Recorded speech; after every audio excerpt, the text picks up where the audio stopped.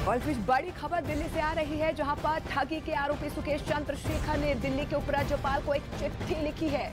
इस चिट्ठी में सुकेश चंद्रशेखर ने सीएम केजरीवाल और सत्येंद्र जैन पर प्रताड़ित और धमकी देने का आरोप लगाया है।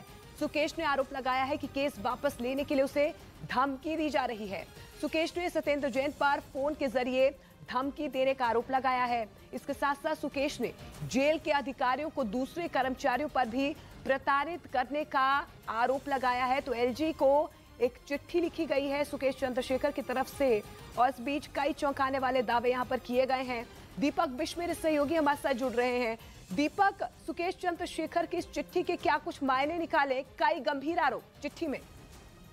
देखिए मोनिका, इससे पहले भी सुकेश चंद्रशेखर लगातार तिहाड़ जेल के अंदर से इस तरह की जो लेटर्स हैं वो माननीय उपराज्यपाल को भेजते जाता है, और इससे पहले भी ये लेटर में इसने इस तरह की बातें कही है। और यहाँ पर जो पीएमईजीपी योजना के तहत 10 लाख लोन लेकर क्या अपना खुद का बिजनेस शुरू करना चाहते हो? इसे लेने के सीक्रेट्स को जानना चाहते हो? तो फ्रीडम ऐप को अभी डाउनलोड कीजिए। नया लेटर आया है, इसमें उसने कई सारे आरोप लगाए हैं कि जेल में जो दूसरे कैदी हैं उनके जरिए या कर्मचारियों के जरिए उसके ऊपर दबाव बनाया जा रहा है कि सबूतों को वापस दे, और जिस तरह के सबूत उसने जांच एजेंसियों को दिए हैं उनको वापस उनको सौंपने की बात कही है। साथ ही उसने ये भी कहा है कि अगर वो इन चीजों को नहीं मानता है तो उसका ट्रांसफर दूसरी जेल में कर दिया जाएगा जहां उसे परेशान किया जाएगा।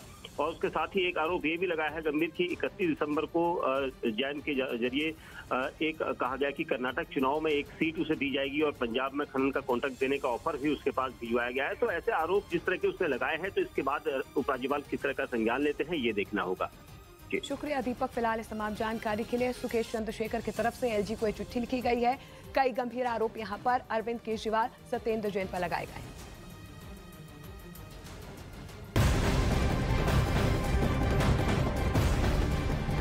एक्टर तुनिशा शर्मा मौत मामले में आरोपी शिजान मोहम्मद खान को बेल मिलेगी या उसे जेल में रहना होगा, इस पर आज वसई सेशन कोर्ट अपना फैसला सुनाएगी। इस मामले में शिजान खान की जमानत अर्जी पर 11 जनवरी को दोनों पक्षों की दलीलें पूरी होने के बाद कोर्ट ने अपना फैसला सुरक्षित रख लिया था। खबर है कि कोर्ट सुबह 11 बजे शिजान की जमानत पर अपना फैसला सुना सकती है। शिजान तुनिशा का को एक्टर है और 24 दिसंबर से जेल में बंद है।